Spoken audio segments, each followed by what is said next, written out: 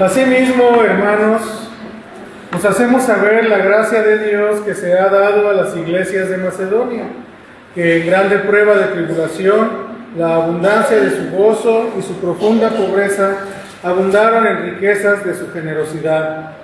Pues doy testimonio de que con agrado han dado conforme a sus fuerzas y aún más allá de sus fuerzas, pidiéndonos con muchos ruegos que les concediésemos el privilegio de participar en este servicio para los santos, y no como lo esperábamos, sino que asimismo se dieron primeramente al Señor y luego a nosotros por la voluntad de Dios. De manera que exhortamos a Tito para que, tal como comenzó antes, asimismo acabe entre vosotros esta obra de gracia.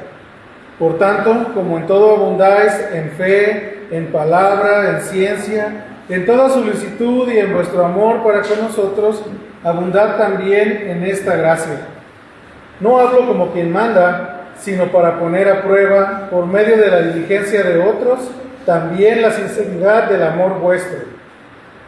Porque ya conocéis la gracia de nuestro Señor Jesucristo, que por amor a vosotros se hizo pobre siendo rico, para que vosotros con su pobreza fueseis enriquecidos.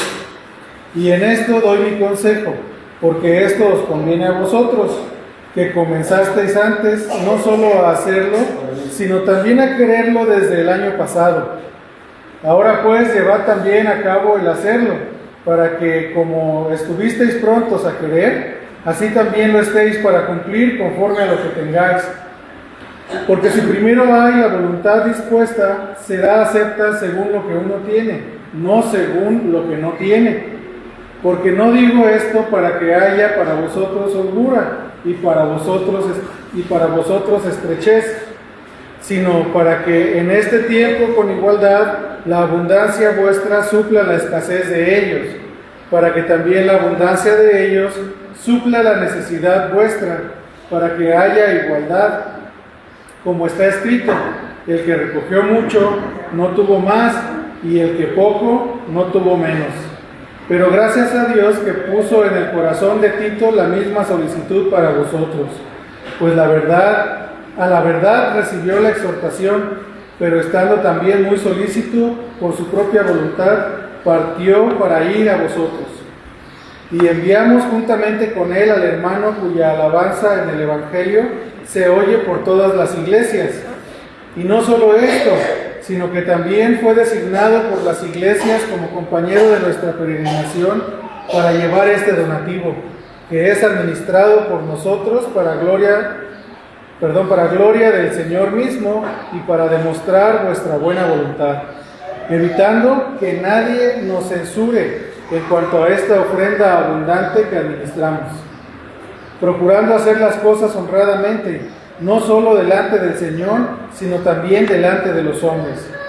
Enviamos también con ellos a nuestro hermano, cuya diligencia hemos comprobado repetidas veces en muchas cosas, y ahora mucho más diligente por la mucha confianza que tiene en vosotros. En cuanto a Tito, es mi compañero y colaborador para con vosotros, y en cuanto a nuestros hermanos, son mensajeros de la iglesia y gloria de Cristo.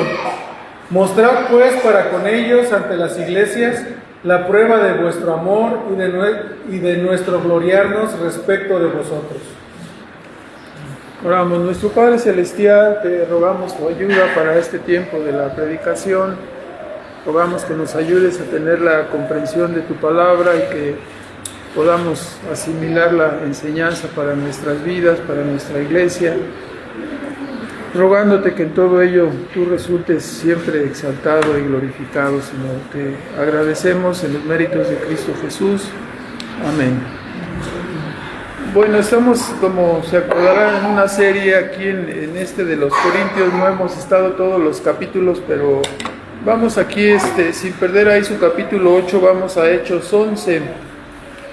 En Hechos, en el capítulo 11, del versículo 27 al 30, nos dice ahí, aquí en este pasaje: en aquellos días, dice, unos profetas descendieron de Jerusalén a Antioquía Y levantándose uno de ellos, Agabo, daba a entender por el Espíritu que vendría una gran hambre en toda la tierra habitada, la cual sucedió en tiempos de Claudio. Este emperador romano Claudio estuvo gobernando del año 41 al año 54 después de Cristo. Y dice, entonces los discípulos, cada uno conforme a lo que tenía, determinaron enviar socorro a los hermanos que habitaban en Judea. En esta provincia se encontraba obviamente Jerusalén, lo cual en efecto hicieron, enviándolo a los ancianos por mano de Bernabé y de Saulo. Entonces, la Escritura nos indica en este pasaje que debido a la hambruna que fue profetizada por Agabo, los discípulos de la iglesia de Antioquía determinaron enviar esta ayuda por mano de Bernabé y de Saulo. No sabemos la cantidad de miembros de la iglesia de Jerusalén. Tan solo recordamos que en el pasaje de Hechos 2:41 nos dice que en el sermón de Pedro tocante a la resurrección fueron convertidas 3,000 personas. Y en Hechos 4:4, cuando fue sanado aquel hombre paralítico, allá en el pórtico del templo fueron salvados 5,000 personas. Entonces, cuando menos de esta rápida cuenta, hablamos de 8,000 personas dentro de lo que es la iglesia de Jerusalén. Algunos autores hablan de que esta iglesia en general osciló alrededor de entre 20 y 25,000 personas en esta asamblea, o sea que eran verdaderamente una multitud, ¿verdad? En realidad no sabemos exactamente el número, supongamos que fueran los 8,000 que estamos diciendo, ya es algo de gente, ¿no? Entonces casi como que no los alcanzaríamos a saludar a todos en un buen rato. Entonces, nos dice ahí también en 4:32 de Hechos, por favor, que cuando estas cosas ocurrieron, la salvación de estas personas que componían la iglesia, nos dice en 4:32 una nota muy interesante. Lo tienen ahí, dice, y la multitud de los que habían creído era de un corazón y un alma, y ninguno decía ser suyo propio nada de lo que poseía, sino que tenían todas las cosas en común. Para algunas personas ignorantes en cuanto a la interpretación de la Escritura, dicen ellos que aquí está el nacimiento del comunismo, ¿verdad? Lo cual es un error, no vamos a discutirlo en este momento, pero no se refería a ese punto, ¿no? Claro, aquí fue todo voluntario. Cuando se establece el comunismo en algún lugar no es voluntario, ¿verdad? O sea, obviamente es la mano recia. Bueno, así en el 33 dice, con gran poder los apóstoles daban testimonio de la resurrección del Señor, y abundante gracia era sobre todos ellos, así que no había entre ellos ningún necesitado, porque todos los que poseían heredades o casas las vendían y traían el precio de lo vendido y lo ponían a los pies de los apóstoles, y se repartía a cada uno según su necesidad. Entonces nos damos cuenta, ¿no?, que en la iglesia se manifestaron toda esta serie de cosas. Nos encontramos también ahí más adelante a Bernabé vendiendo su propiedad y llevando el importe delante de los apóstoles, y después nos encontramos el triste caso de Ananías y Zafira, que vendieron, pero hagan de cuenta que vendieron en 1,000,000 y luego dijeron lo vamos a dar todo al Señor, y llevaron como 600, quién sabe cuánto llevarían, ¿no? El punto es que sustrajeron de la heredad que era de ellos, ¿no? Pero ellos habían dicho voy a dar todo, y a la mera hora dieron un poco menos, le sacaron tantito ahí y ya llevaron. Claro, mucha gente ignorante dice, oye, Ananías y Zafira, qué bárbaro. Sí, nada más vendieron su terreno en 1,000,000 y fueron y donaron 700,000 pesos. Eran unos codos, ¿verdad? ¿Sí eran muy codos? No, no eran codos. O sea, lo pensamos bastante bien antes de hablar, ¿no? Dios dio una lección muy fuerte ahí tocante a la honestidad y a la honradez al momento de ofrendar. Pero bueno, si consideramos una situación de hambruna y escasez de alimentos, ¿sí?, para una asamblea para una familia tan grande, suponemos para no equivocarnos, entre unos 9,000 o 10,000 y 25,000 que formaba la iglesia de Jerusalén. Entre ellos muchos eran pobres. Entonces, si no hay un equilibrio, vamos a suponer en esa asamblea, ¿no? Y las familias que componían esa asamblea, si no hay un equilibrio entre los que trabajan y aportan y los que consumen, pues en una familia de ese tamaño, hasta en una más pequeña, obviamente va a tender a haber un desequilibrio, ¿verdad? Aquello pudiera desequilibrarse fácilmente. Así encontramos que desde un principio,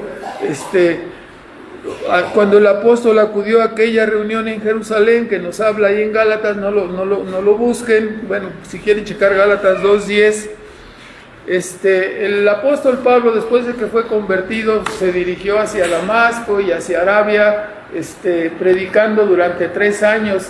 Después, pasados otros 14 años, regresó a Jerusalén. Antes hubo un regreso ahí parcial y platicó 15 días con Pedro, pero dice 14 años y 3, regresó después 17 años y se encontró, ¿no?, que cuando platicaron tocante a lo sacrificado a los ídolos y todas esas cosas que se narran en Hechos 15, se le recordó por parte de Santiago, Juan y Pedro. Vean 15, por favor, de Hechos. En Gálatas 2, estoy mal. La reunión fue allí, pero ahí acordaron y se acuerda Pablo que está platicando eso en el libro de Gálatas, y en el capítulo 2 y en el versículo 10 dice que le recordaron, ¿no?, que se pusieron de acuerdo. En el 9 dice que Juan, Jacobo y Pedro le dieron la mano a Pablo en señal de que era igual y era el mismo evangelio que predicaban unos y otros, ¿verdad? Entonces, estamos de acuerdo que es el mismo evangelio y nos dieron la diestra en señal de compañerismo.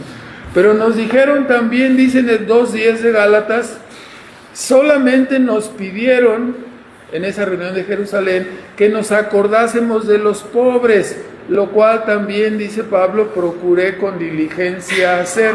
O sea, estamos hablando de que no era un problema nuevo, que era un problema que se venía arrastrando, y en una iglesia tan grande era recurrente la situación de tener muchas personas pobres que no tenían ni para comer. No conocemos a fondo todas las circunstancias, ¿no? Pero les pidieron que no se olvidaran, le pidieron a Pablo que no se olvidaran de los pobres. Romanos 15, por favor. Es una introducción larga para hacer un breve comentario. Romanos 15. Todo esto puede darnos una idea de la necesidad prevaleciente en Jerusalén. Y en Romanos 15:25 se nos dice: mas ahora, dice Pablo, voy a Jerusalén para servir, para ministrar a los santos. O sea, porque Macedonia y Acaya, este lugar de Macedonia es lo que sería, creo que ya ni existe la República de Yugoslavia, creo que ahora se llama ya República de Macedonia, o sea, regresaron al nombre antiguo, ¿verdad? Pero bueno, en esta zona, en Macedonia y Acaya, que sería la parte norte de lo que hoy es Grecia. Entonces, dice, Macedonia y Acaya, las iglesias ahí tuvieron bien hacer una ofrenda para los pobres que hay entre los santos que están en Jerusalén. Entonces nos damos cuenta, ya estaban entre las iglesias acordes, entendidos de que había esa necesidad, y se hacía esa colecta, y después se hizo otra colecta, se hicieron varias colectas. Les pareció bueno a ellos, y dice en el 27, son deudores a ellos. O sea, los de Macedonia y Acaya se sentían deudores con los judíos, por eso enviaban esa ayuda a Jerusalén, porque les pareció bueno, y son deudores, porque si los gentiles, la tierra de Macedonia y Acaya es considerada como de gentiles, si los gentiles han sido hechos participantes, les han participado de sus bienes espirituales, deben también ellos ministrarle los bienes materiales. Así que cuando haya concluido esto y les haya entregado este fruto, esta gracia, esta ofrenda, pasaré entre vosotros rumbo a España. Bueno, sabemos que finalmente el apóstol no fue para allá, ¿verdad? No alcanzó a ir ya para allá. Pero aquí lo tenemos, el apóstol dice, es correcto. Si los judíos a través del evangelio bendijeron a Macedonia y Acaya con bienes espirituales, en este caso el evangelio, la salvación y todo lo que vino como consecuencia de ese anuncio, no es descabellado que los de Macedonia y Acaya retornen esa bendición en bienes materiales ahora hacia los pobres en Jerusalén, que ese era el fondo de la colecta, ¿no? Ayudarles para subsanar la pobreza de estos hermanos. Bueno, entonces los de Macedonia y Acaya estaban moralmente en deuda con ellos y de esta manera les servían con los bienes temporales a esta iglesia de Jerusalén. Así que podemos notar que el apóstol mismo llevaba esta ofrenda a Jerusalén, considerándola, él lo llamó como un fruto del cristianismo. Esto es algo muy interesante, porque para el apóstol, al usar esta palabra, quiere decir que una persona que es convertida o que es salvada, se va a convertir en una persona que es dador, que va a compartir con los que no tienen, que va a darle a los pobres. Queda implícito, ¿no? Fue un fruto del cristianismo de los de Macedonia y Acaya. ¿Sí? La ofrenda, además de ser un deber, porque eran deudores por los bienes espirituales que habían recibido, la ofrenda era un fruto de su verdadero cristianismo.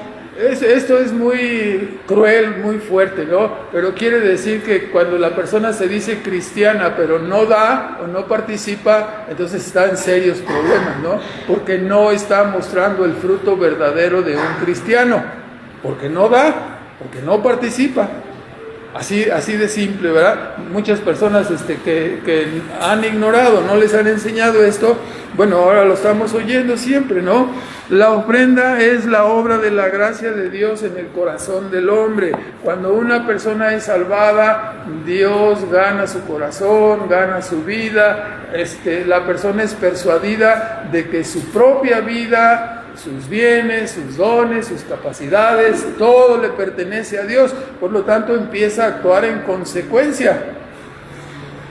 Así que esta ofrenda es la obra de la gracia de Dios en el corazón de un hombre. Y cuando una persona comienza a sentir esto, dice 8:9, 1 de Corintios 8:9, 2 de Corintios 8:9, nos dice el apóstol que entonces la persona dice, ya conocéis la gracia de nuestro Señor Jesucristo, que por amor a vosotros se hizo pobre, siendo rico, para que vosotros con su pobreza fueseis enriquecidos. Entonces nos damos cuenta que una persona que hace participación de lo que Dios le ha dado, muestra un corazón como el de Cristo, ¿verdad? Lleva a tener un sentir como el de Cristo. Y entonces llegamos a entender como creyentes, ¿no? Cuando participamos de esta manera y colaboramos en la ofrenda para los hermanos pobres, entonces dice, llegamos a entender como creyentes que más bienaventurada cosa o mejor cosa es dar que recibir, ¿verdad?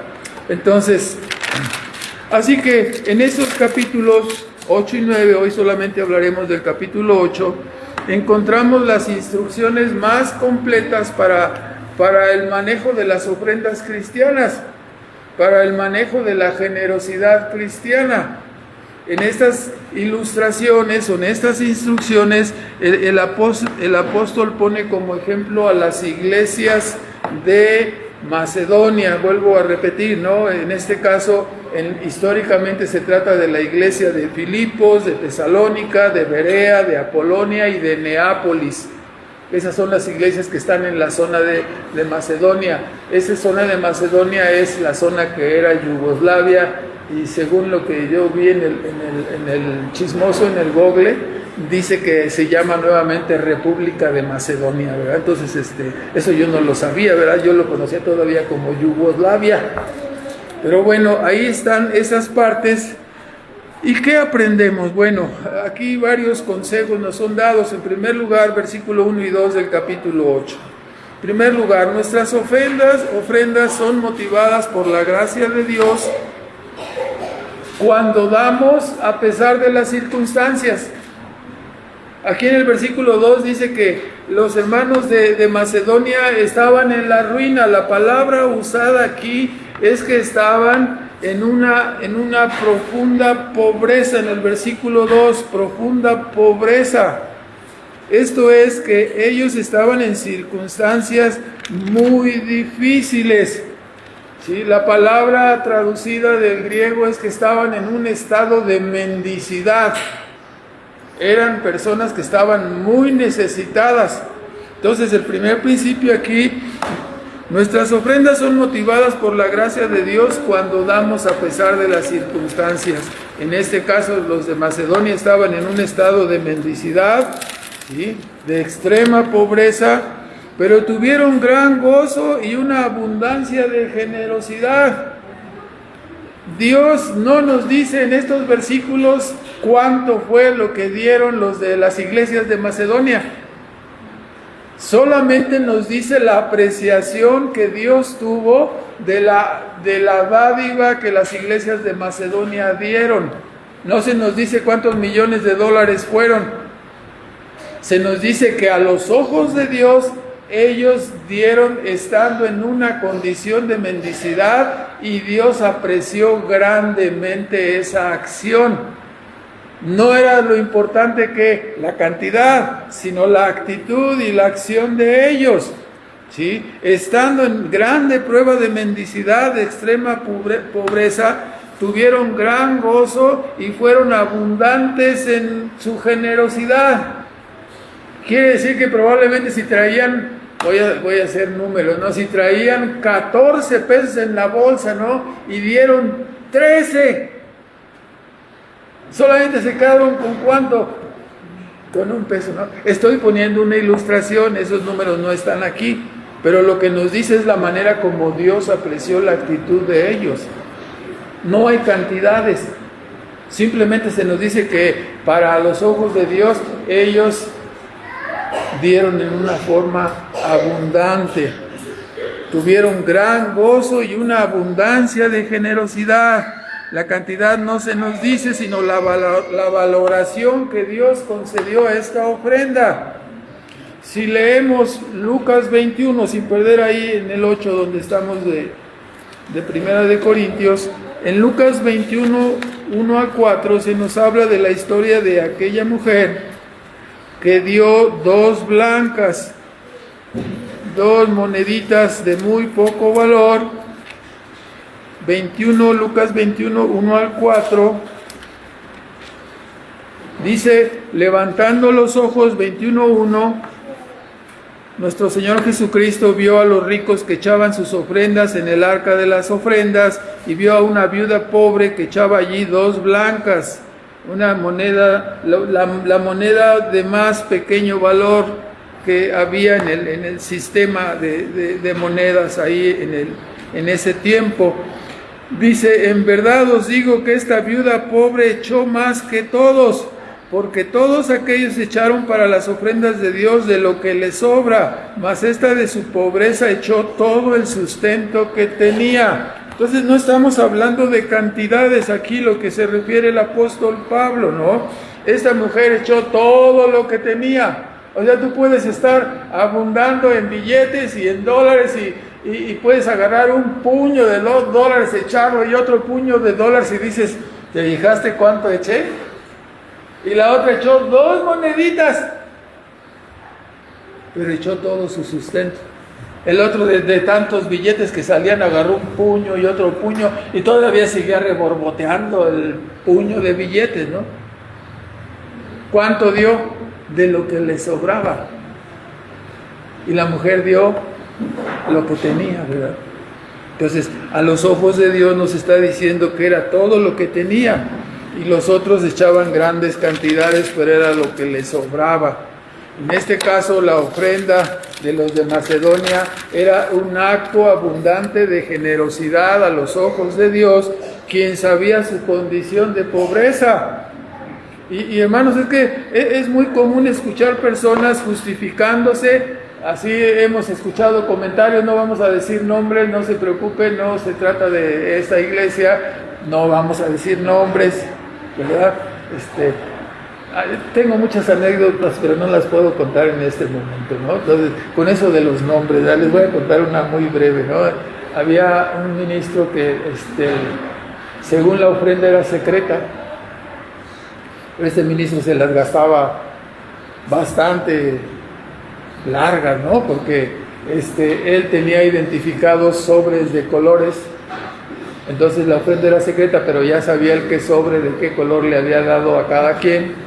Entonces cuando se contaban las ofrendas, él se percataba cuánto echaba cada persona. Eso en términos sindicales, legales, hoy en día sería como una chicanada patronal, ¿no? O sea, una cosa que no se debe hacer, por supuesto, nunca, ¿no?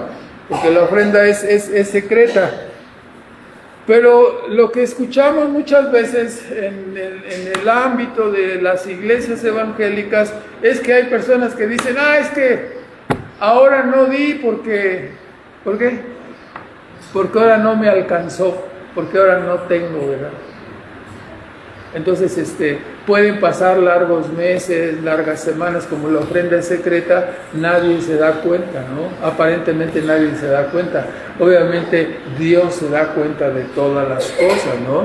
Pero es muy común escuchar a personas decir, bueno, como había poco, pues no pude dar, así que, bueno, ya nos estamos fijando. No es la cantidad solo lo que se valora, sino la condición del que ofrenda, ¿no? Así que haga su propio juicio, ¿no? ¿Está dando de lo que le sobra? ¿O está dando con sacrificio? ¿Cómo está dando? A lo mejor ni está dando nada. O sea, aquí estamos hablando, como siempre, de la responsabilidad personal. El que predica y el que recibe la predicación, cada uno de nosotros es responsable y será responsable delante de Dios.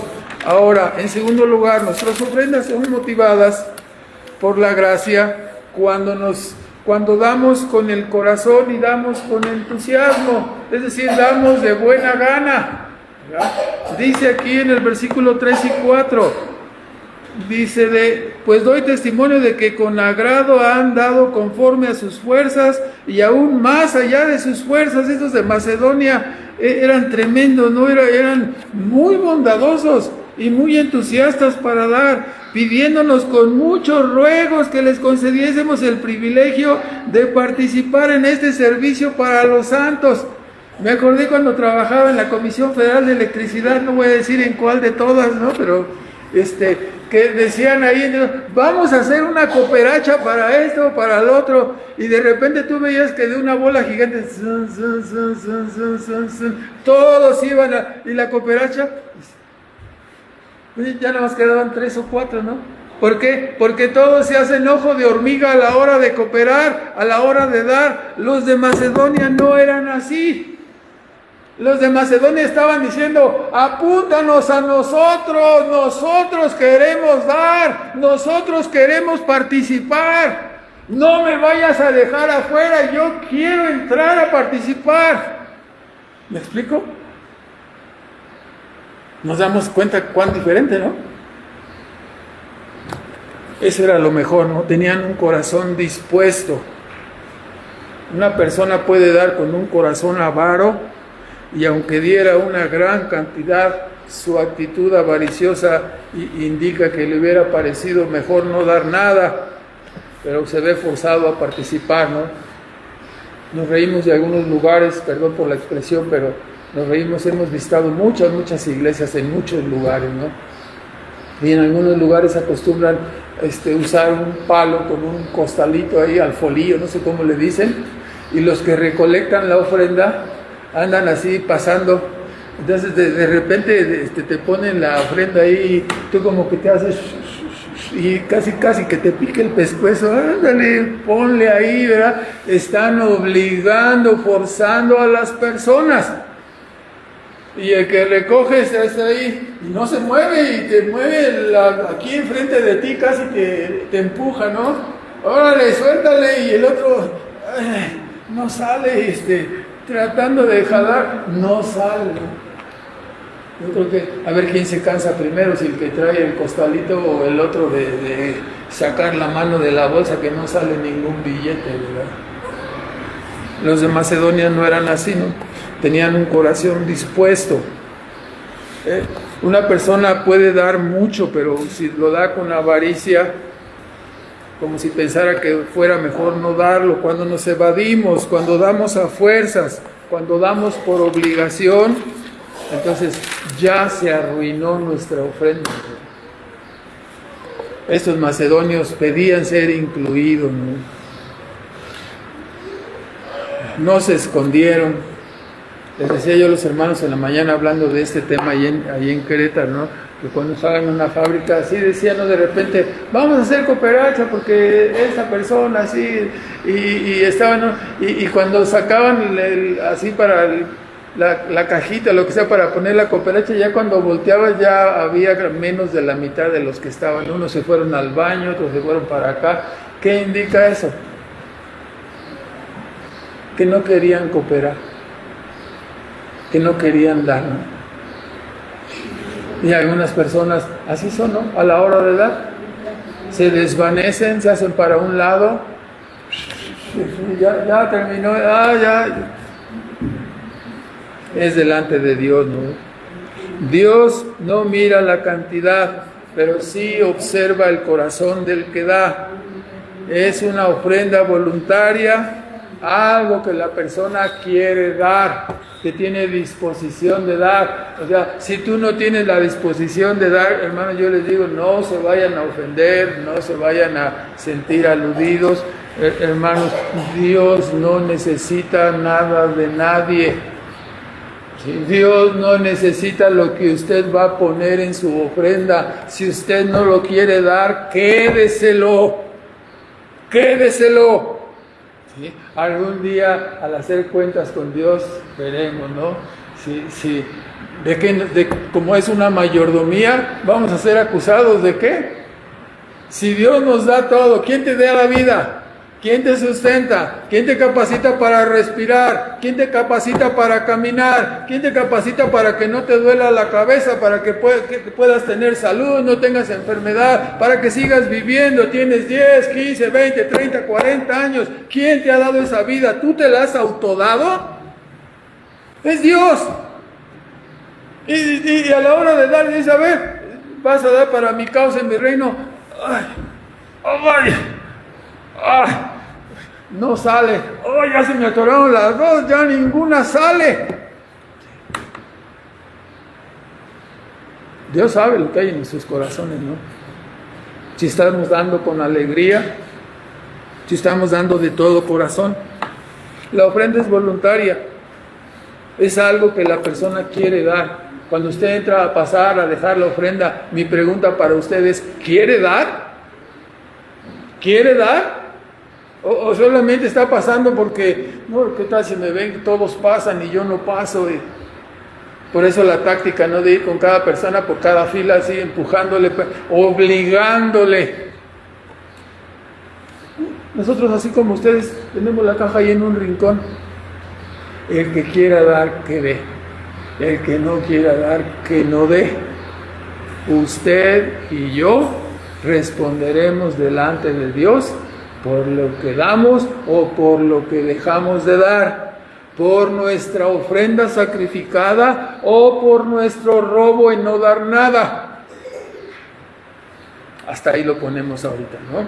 En tercer lugar, 2 Corintios 8, versículos 5 al 9. Nuestras ofrendas son motivadas por la gracia cuando nosotros nos hemos dado previamente a Dios.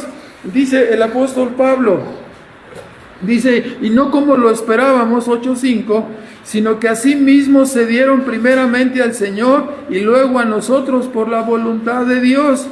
O sea, ¿qué es lo que ocurre? Cuando una persona es salvada, cuando una persona es rescatada de la convicción de pecado y de la convicción de condenación que viene por escuchar la palabra, el evangelio, la ley, somos conducidos de la condenación a refugiarnos por la salvación en Cristo. Fuimos salvados. Lo que está inmerso en este punto que estamos platicando es que si la persona ha sido salvada, entonces Dios le ha concedido a esa persona vida eterna, cielo eterno, un proceso de santificación, un proceso de obediencia aquí en este mundo. ¿A cuánto equivale eso? Contrastado con la contraparte de la condenación y de la ira eterna. Entonces, cuando nosotros damos, cuando nosotros ofrendamos, si Dios no ha ganado en nuestro corazón, entonces es cuando vamos a andar de poquiteros, es cuando vamos a andar de sí doy, no doy, es que no me alcanza, si doy eso se me acaba, hermano. Imagínense, lo hemos puesto así, perdón que lo hagamos de esta manera, ¿no?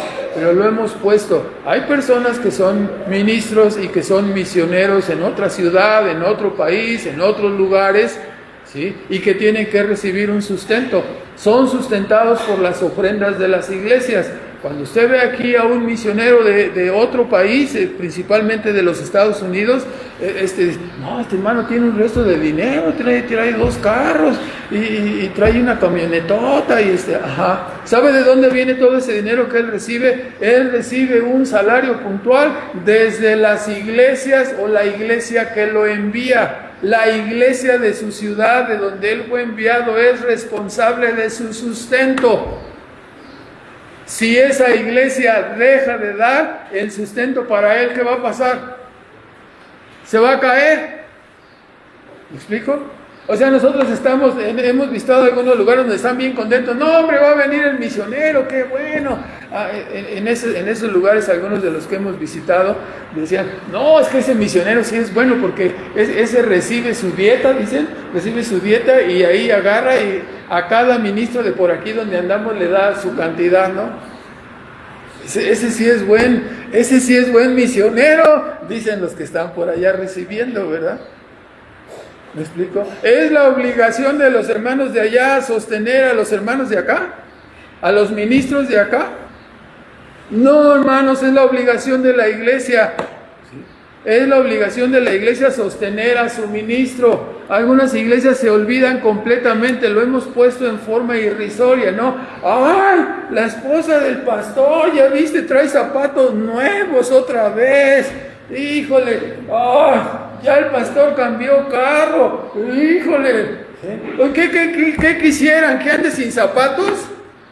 ¿Qué quisieran? ¿Que trajera un carro que se le poncha cada 3 cuadras? El obrero es digno de su salario, hermanos.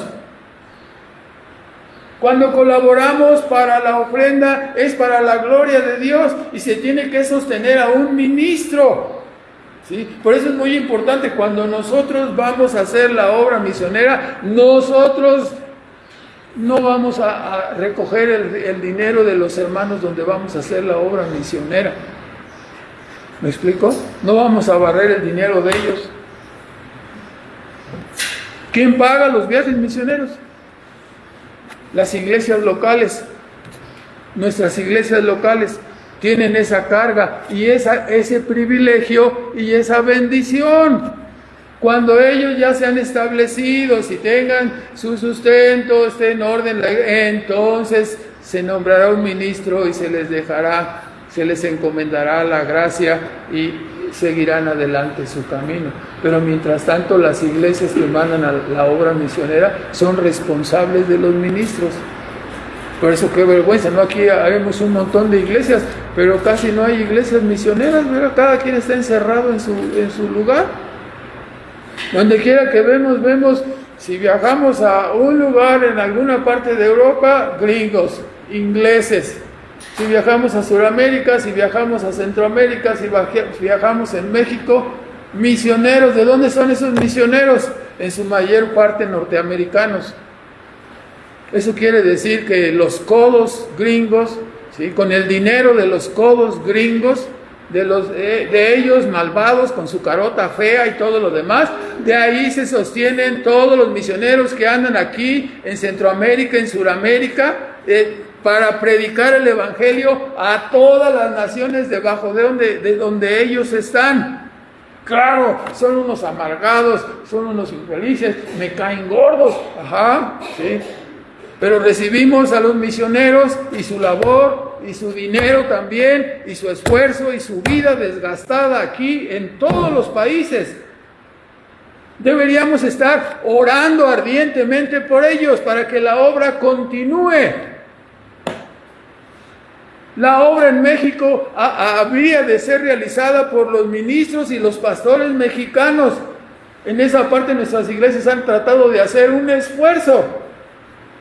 Y qué bueno, porque es lo que se debe de hacer. Entonces, nuestras ofrendas son motivadas por la gracia y podemos aprobarlas delante de Dios. Serán aprobadas si nosotros nos hemos dado previamente a Dios. Si todo lo que soy, mi vida, mis talentos, mis dones, mi cuerpo, mis bienes, todo es de Él. Cuando llegamos a este mundo, ¿qué traíamos? Siempre bromeamos con esa parte, ¿no? ¿Qué traía usted cuando nació? Nada. ¿Y qué se lleva cuando sale?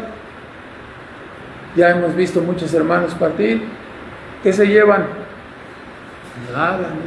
Entonces, eso nos da la idea clara y perfecta que todo el tiempo que pasamos aquí es un tiempo de mayordomía. Durante todo ese tiempo somos mayordomos ¿de quién? Colaboradores, ayudantes, administradores. Varias palabras han sido usadas aquí en la carta de Pablo. Somos colaboradores, administradores, ayudantes de Dios.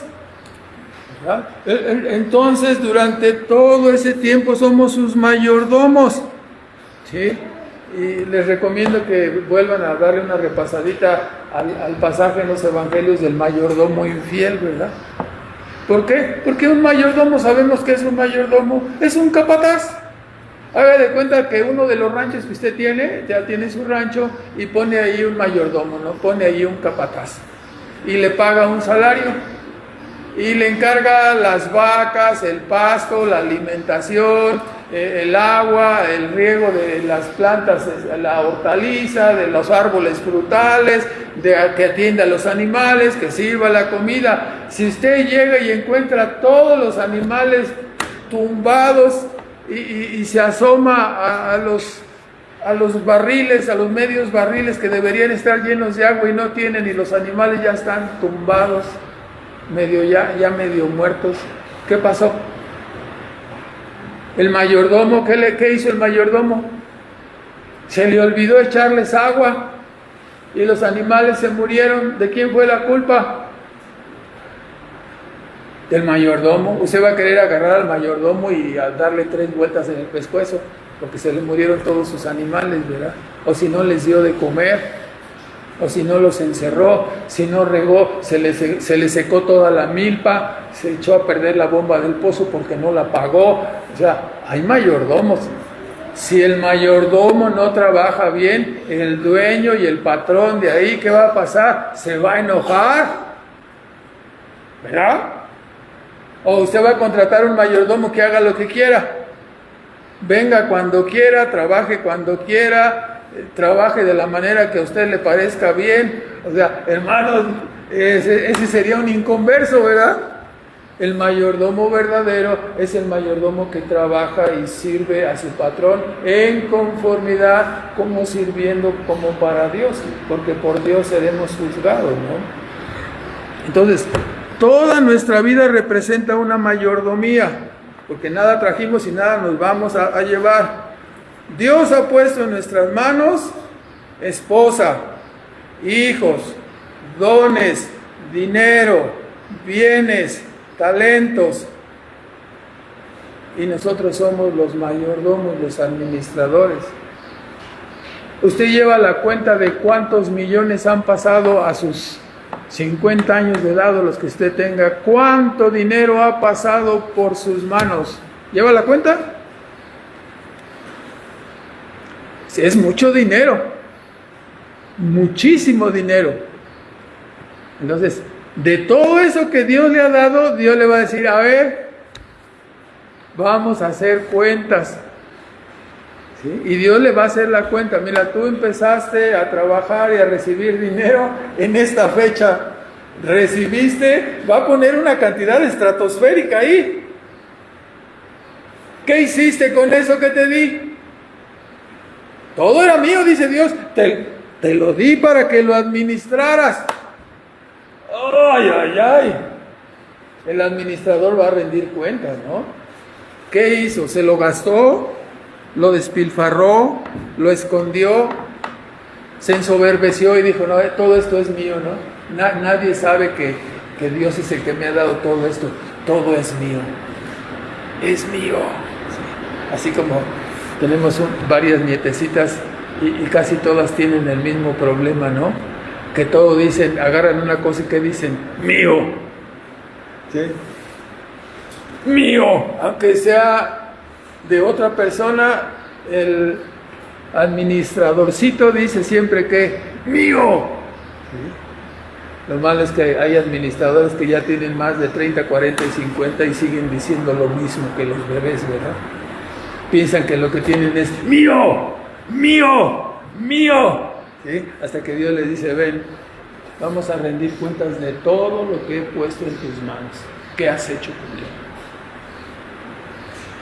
Y entonces, ahora sí, perdón las expresiones, como dicen en mi pueblo, ahí es donde la puerca torció el rabo, ¿no? Sí, los animalitos tienen su cola así, pero es por naturaleza, ¿verdad? Nadie les dio vuelta, pero es una ilustración y nada más. O sea, ¿qué quiere decir? ¿Qué hice con mi vida, mi tiempo, mi profesión de fe? ¿Qué cuentas voy a entregar? Dios, por su gracia, me dio la existencia y cuando nos salvó, nuestra vida tuvo que haber sido reorientada desde la salvación.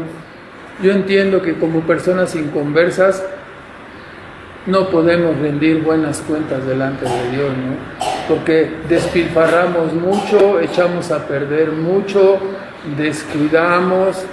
O sea, en el caso si hablamos de los mandamientos, no honramos a nuestros padres, no cuidamos a nuestros hijos, no los educamos, nosotros como personas individuales no vivimos como debíamos vivir.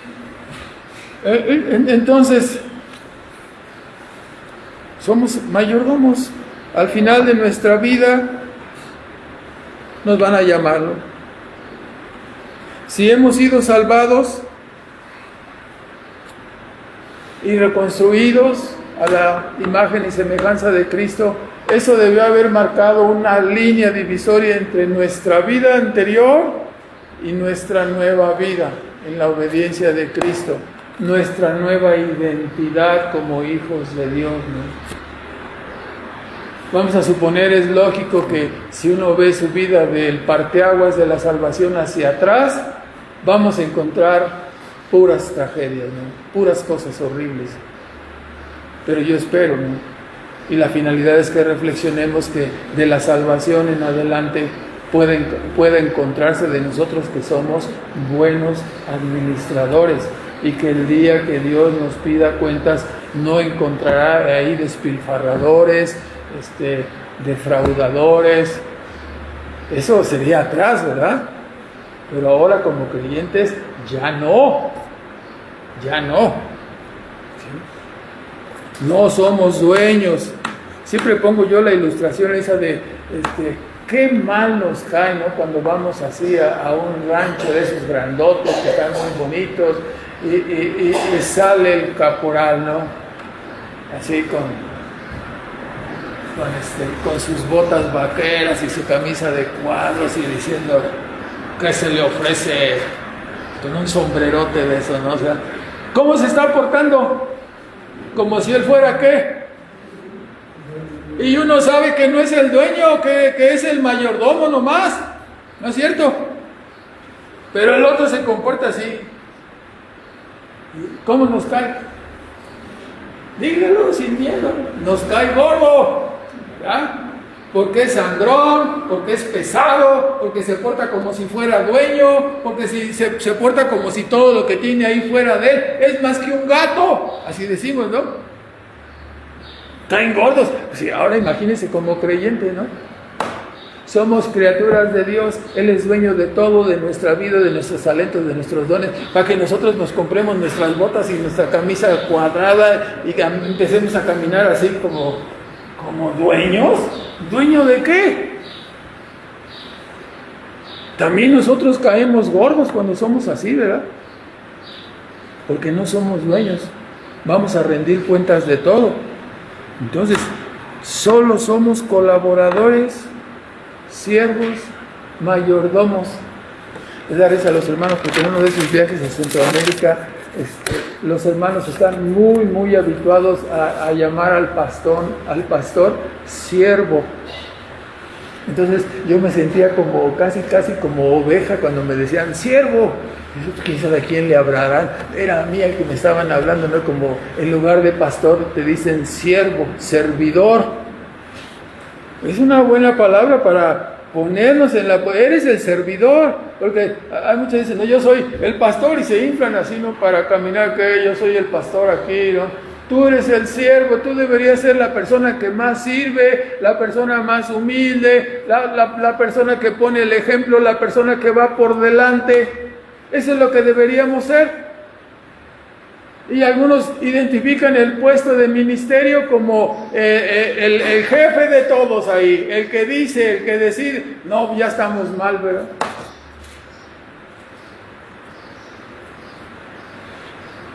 Cuando andamos en los viajes, hermano, ¿qué sucede cuando algunos de esos hermanos son muy siervos? Porque empiezan a mover sillas y mesas, ¿y qué hacemos? Y dicen, no, ustedes quédense ahí sentaditos. No se nos da quedarnos sentados para decir. Ya se acordó ya se acordó. No, hermanos. Estamos para servir, no para estar mandando a las personas, ¿no? Bueno, en cuarto lugar, nuestras ofrendas son motivadas, ya nada más faltan 8 puntos. Nuestras ofrendas son motivadas por la gracia cuando damos de voluntad, no por fuerza. Versículo 10 al 12. Y en esto doy mi consejo, dice Pablo, porque esto os conviene a vosotros que comenzasteis antes no solo a hacerlo, sino también a quererlo desde el año pasado. ¿Sí? Pero la recomendación de Pablo es no solamente quieras portarte bien y quieras ser un buen mayordomo, ahora pues llévalo también a cabo. En este caso la ofrenda decía, para que como estuvisteis prontos a querer, así también lo estéis prontos a cumplir conforme a lo que tengáis, porque si tienes voluntad dispuesta, será acepto según lo que uno tiene, no según lo que no tiene. Aquí se resuelve el asunto, no, y si no voy a tener, y si no puedo dar, el hermano quiere que yo dé, que vaya yo a pedir prestado para dar, no, ¿sí? Si no tienes, pues ¿qué vas a dar si no tienes? Va a uno dar de lo que tiene, ¿sí? Y Dios nos va a juzgar referente a cómo manejamos lo que Él nos da. ¿Sí? No crean, a usted y a mí ya se nos olvidó cuánto recibimos el año pasado y qué hicimos, pero Dios lo tiene exactamente con cuentas específicas. ¿Qué hizo usted y qué hice yo?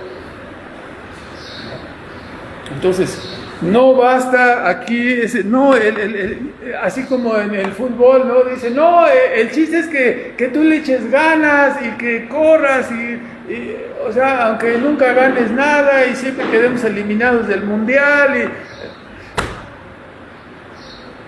no, aquí Dios nos dice, no faltan las ganas, no se necesita nada más entrenar, hay que hacerlo, hay que comprometernos, hay que ser formales en nuestra mayordomía para con Dios.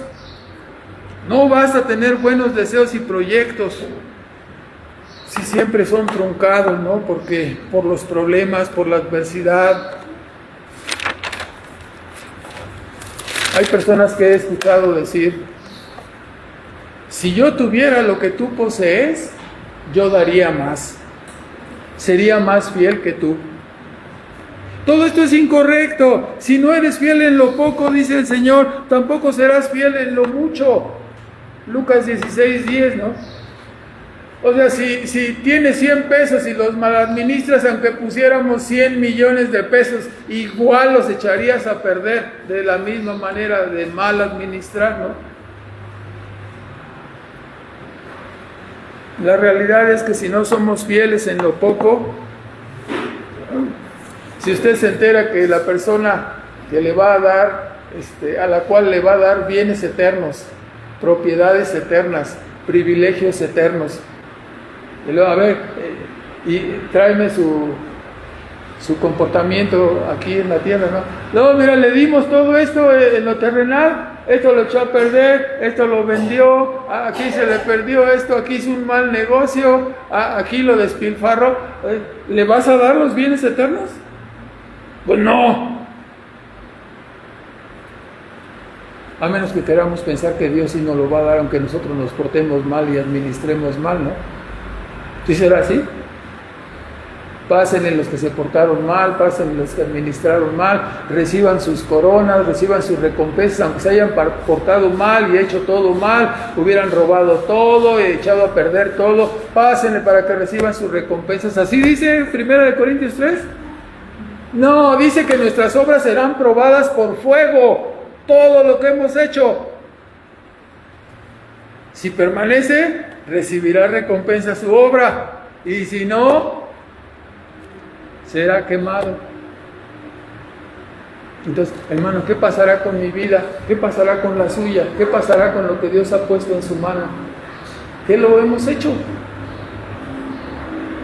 Entonces, en quinto y último lugar, nuestras ofrendas son motivadas por la gracia cuando, habiendo buena voluntad, también haya igualdad en nosotros. En esta parte, el apóstol se está refiriendo en el sentido que ha manejado, ¿no? Así como los judíos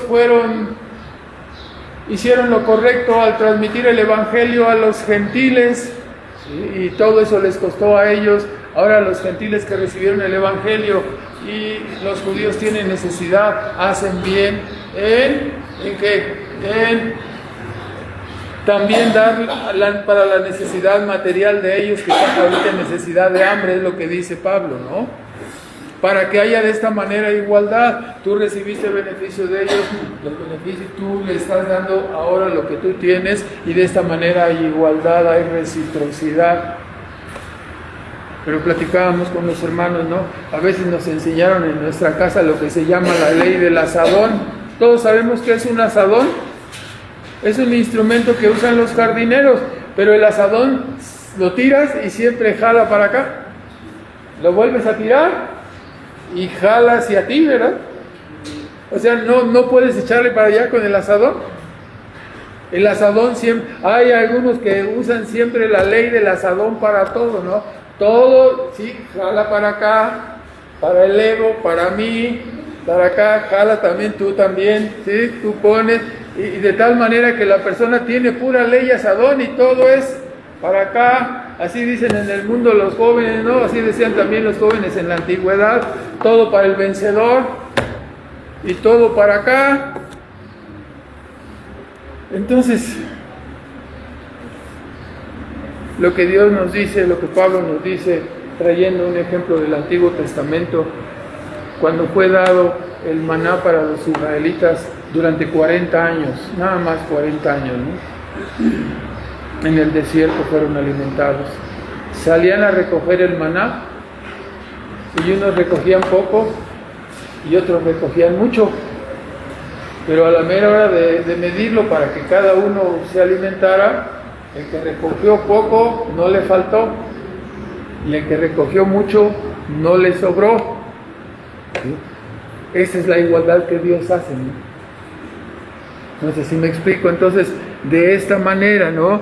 Al mismo tiempo, nosotros podemos estar en la posición que tuvieron los judíos, llenos de privilegios, llenos de bendiciones, y estamos llamados y obligados ¿a qué? A compartir con los que no tienen. Aquí estamos hablando porque en estas compartidas ya hemos tenido malas experiencias, ¿no? Porque hay personas, hay que descubrirlas y desecharlas, ¿no? Porque hay personas que son así malvadas, que van en determinadas iglesias para aprovecharse de la bondad de los hermanos de las iglesias a donde acuden.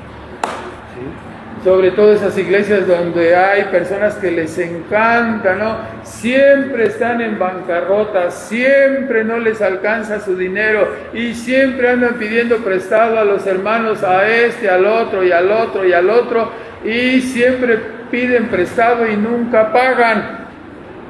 ¿Ya? Entonces, estamos diciendo que los tenemos que soportar. No, hermanos. La Biblia nos dice que seamos mansos, no mensos. Esa fue palabra mía, ¿no? Hermanos, estamos como mayordomos. Si ya le di esta cantidad y me la robó y luego viene otra vez a pedirme prestado, se lo voy a... Si no, se va a morir mi mamá por tu culpa si no me presta. No, pues hay que prestarla, ¿no? Y otra vez te la va a volver a hacer, ¿no? No, hermanos. Hay que ser inteligentes. Ese tipo de personas hay que apartarlas, hay que señalarlas. La Biblia es muy clara, que no trabaja, que no coma. Y el problema es que aquí a veces tenemos las circunstancias de que hay personas que trabajan. Pues sí trabajan, ¿no? Pero si yo gano 500 pesos a la semana y vivo como si ganara 3,000, ¿me va a alcanzar? No, tengo que vivir como si yo gano 500, tengo que vivir como uno que con 500 hace todo lo que tenga que hacer, porque si no va a estar construyendo un hoyo gigante.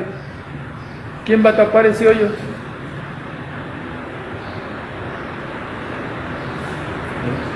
No, hermano, usted tiene, ¿no? Tape mi hoyo. El hermano Omar predicó, ¿no? Que los que tienen le deben dar a los que no tienen. Aguas con el entendimiento de lo que estamos diciendo, ¿no? Nosotros como iglesia somos responsables, primeramente individualmente como administradores y después como iglesia, de usar la sabiduría para distribuir. El dinero que administramos en la iglesia no es nuestro, es de Dios. Entonces la manera como lo usemos es, o sea, Dios nos va a pedir cuentas. Tú autorizaste esto, ¿no? Tú hiciste que se fuera tú eres el del Fobaproa, ¿no? El de la Fobaproa de la iglesia, y lo echaste a cuenta perdida. Pues agárrense todos, a cabo va a cuenta perdida. Cuidado con lo que decidimos en la iglesia, ¿no? El dinero es de Dios. Entonces, esta comprensión ha de ser tomada por nosotros. La abundancia recibida ha de ser útil para suplir la escasez de otra iglesia, de otras iglesias. Así, el que suple de su abundancia le es un privilegio. Igualmente, el que es suplido no debe de tener pretexto para no esforzarse. Hermanos, la providencia frecuentemente nos coloca en la posición de José como esclavo en Egipto, para después llevarnos a José como el primero de Egipto, ¿no? La providencia hace sus movimientos, ¿no? Entonces, seamos buenos mayordomos. Nos acercamos al final. Tito tuvo el mismo sentir de Pablo, de recoger esa ofrenda de los corintios para suplir a los hermanos de Jerusalén. Y o sea, Pablo le había pensado, le voy a decir a Tito que vaya a recoger la ofrenda. Ya Tito había sentido en su corazón hacerlo y ya se había adelantado. Hay otro hermano que nos dice, versículos 18 y 19, que no se sabe quién era ese hermano, pero era un buenazo. O sea, era usado para todo y era el ídolo de todos en sentido positivo. Algunos piensan que era Lucas, que era Bernabé mismo, que era Silas, no se sabe quién era. Aquí nos dice que no sabemos quién es, entonces pues no sabemos quién es y ya, ¿verdad? Entonces, el que iría con Pablo para llevar este donativo. La parte con la que quiero cerrar es que, hablando de estos donativos, la iglesia nos dice en el versículo 20 y 21, nótelo por favor, capítulo 8, debe hacerse todo con transparencia. La iglesia no necesita eliminar la oficina de transparencia. La asamblea debe de manejar todo en forma transparente. Versículo 20, evitando que nadie nos censure en cuanto a esta ofrenda abundante que administramos, procurando hacer las cosas honradamente, no solo delante del Señor, sino también delante de los hombres. Es nuestro deber hacer las cosas con transparencia. Siempre lo repetimos, no es recomendable que un solo hermano cuente el dinero. No es recomendable, como muchas personas en alguna iglesia nos pasó en otro país, ¿sí? Donde había personas que ofrendaban con uno de a 500 y sacaban 3,000 de cambio, ¿verdad? Entonces, ay caray, ¿no? Pues está medio difícil, ¿no? O sea, hermanos, no venga a cambiar aquí a la ofrenda, es una insolencia. Si usted prepare su dinero, si va a ofrendar, y póngalo ahí. No hay por qué abrir la caja y sacar y mover billetes. Ya hemos tenido amargas experiencias que no queremos que se vuelvan a repetir y que en otros lugares han ocurrido, ¿no? Sí, voy a cambiar este billete, ¿no? Sí, este billete de a 2,000, ¿no? Por 3 de a 4,000, pues entonces ya no fue cambio, ¿verdad? Entonces, o sea, hay que tener comprensión, ¿verdad? Somos administradores, hermano. Si usted es responsable, usted no va a llegar a pagar el sueldo de sus trabajadores con un billete de 20,000, ¿no? O sea, ¿no traes cambio? ¿No traes? La otra semana te lo pago, ¿no? Entonces, pues ni modo, no traías cambio. No, es tu responsabilidad traer cambio, ¿no? Lo mismo en el asunto de la ofrenda.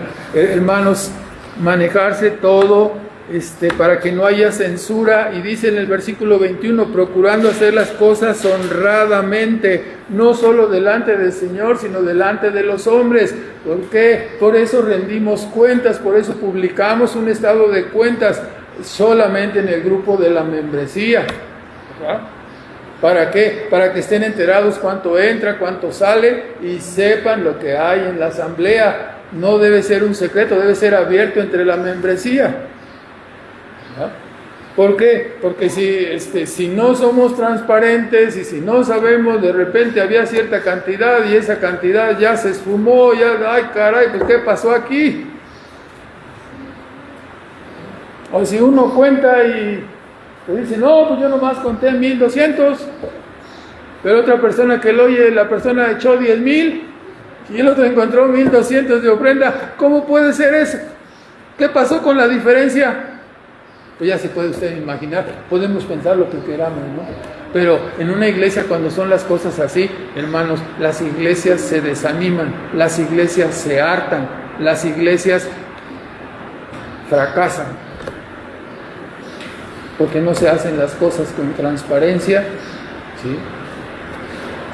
Y muchas personas pueden ser culpables por todos esos tropiezos, ¿no? Por no hacer las cosas correctamente. Entonces, hermanos, debemos de tener muchísimo cuidado como mayordomos personales y como mayordomos aquí a nivel de la asamblea, ¿no? Por eso pedimos reportes, para evitar malos entendidos y que todo sea transparente. Cuando hablamos de que venían, dice el apóstol Pablo que él no mandaba con cartas de recomendación a nadie, ¿se acuerdan que comentábamos eso, no? Pero en el asunto del dinero dice no, con transparencia, con honradez, para que no haya censuras, para que no haya malos entendidos. Todo clarito, ¿no? Entonces, hermanos, si pasa un mes, 2 meses, 3 meses, y no hay reporte vamos a empezar a decir qué pasó aquí, ¿no? Es que no lo he podido hacer. No, si no lo puede hacer, entregue la tesorería. Para alguien que sí lo pueda hacer, que no falle con sus informes continuos, constantes. O sea, nos hemos encontrado con tantos problemas en esa área, que iglesias donde de repente ya eran 3, 4 meses y no había informes. ¿Qué te imaginas que puede haber ahí? Y sale una caja llena de comprobantes, no sé. ¿Tú los vas a poner en orden? Son más de 300 comprobantes. necesitamos hacer las cosas con transparencia, bien. La ofrenda es cosa seria, es lo que Dios permite, ¿no? Para el trabajo de la iglesia, para el esfuerzo de la iglesia. Entonces, vamos a terminar con unos comentarios, ¿no? Lo mejor que una iglesia puede hacer y debe hacer es tener completamente claridad y honradez en el manejo de las ofrendas, transparencia al contar, transparencia al reportar, transparencia al comprobar, transparencia al usar. En segundo lugar, lógicamente, la gran lección para todos nosotros es que un alma que es dadivosa se enriquece más al dar. El dar y el darnos a nosotros mismos nos hace semejantes a Cristo, ¿no? Deje que Dios haga las cuentas de su vida. No trate de juzgar, criticar o forzar a otros. Somos siervos y colaboradores de Dios en su maravillosa obra. Solo somos mayordomos. Lo único que se requiere de nosotros es que seamos fieles y humildes. El orgullo y la soberbia son feas en las personas de este mundo, pero créamelo, son más feas, mucho más feas en los que nos decimos hijos de Dios y creyentes. Eso no debería estar en nuestras vidas. En tercer lugar, la honradez y fidelidad en nuestra mayordomía tendrá repercusiones eternas. Si con lo poco, con lo que administramos ahora, no somos honestos, sino corruptos y desleales, entonces, ¿acaso entraremos al reino a administrar en la misma forma deshonesta? ¿Entraremos a robar? ¿Quién nos dará lo que es vuestro? Dice el Señor. Si no has sido honesto aquí, ¿quién te dará lo que es vuestro? Es nuestro deber enseñar a nuestros hijos, a nuestros jóvenes, la honradez en la vida, en el trabajo, en el juego. Esto le agrada a Dios, ¿no? Si nuestros hijos nos ven a nosotros que somos trinqueteros, tranzas, desleales, deshonestos, corruptos, ya se acabó el testimonio, ¿no? En cuarto lugar, memoricemos y hagamos nuestra la bienaventuranza olvidada que nuestro Señor repetía y que Pablo se ha encargado de traerla ahora a nuestra vida. Es más bienaventurada cosa dar que recibir. Abundemos y crezcamos en el dar, no solo lo material, pero compartir la enorme e infinita riqueza que nos ha dado Dios en la palabra de salvación. Es un tesoro escondido, es un tesoro valiosísimo que debemos compartir a otros. Es gratuito, hermano. Si usted lo comparte una vez, no le queda menos, y si lo vuelve a compartir, no se le acaba. No se acaba. Finalmente, se oye muy mal que establezcamos, como decía yo, un instituto para devolverle al pueblo lo robado y luego aparecer como ladrones exponenciales de huachicol, ¿no? Se oye feo en los políticos, ¿no? Es horrible. Se llama hipocresía, se llama incongruencia, se llama robo. Y si es feo en los políticos, mucho más feo será en los que decimos ser creyentes, ¿no? Entonces cuidemos la forma como vivimos. Oremos, hermanos, por favor. Nuestro Padre Celestial, te damos las gracias, Señor, por este tiempo, por permitirnos meditar un poco en el asunto de nuestra mayordomía delante de ti. Ayúdanos, Padre, a ser fieles, a ser honestos, a ser dadivosos, a negarnos a nosotros mismos. Pedimos que perdones nuestras faltas, nuestras omisiones, nuestras comisiones. Rogamos, Padre, que nos ayudes a poner ojos estrictos sobre nuestras propias vidas y ser amorosos y compasivos con los que están alrededor de nosotros. Enséñanos, Padre, para dar un buen testimonio a los que nos rodean, especialmente a los que nos rodean en nuestras casas, nuestras esposas, nuestros esposos, nuestros hijos, nuestros familiares, que puedan ver en nosotros algo de lo mucho que Cristo ha hecho en nuestras vidas, Padre. Bendice, sigue bendiciendo tu obra en cada uno de tus hijos. Ayúdanos a crecer, ayúdanos a crecer en nuestra mayordomía, a ser mejores mayordomos, mejores instrumentos, más dignos de confianza, más entendidos, más responsables, más honrados, más fieles.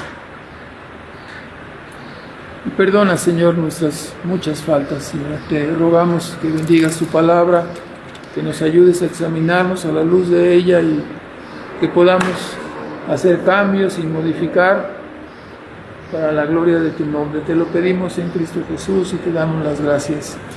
Amén.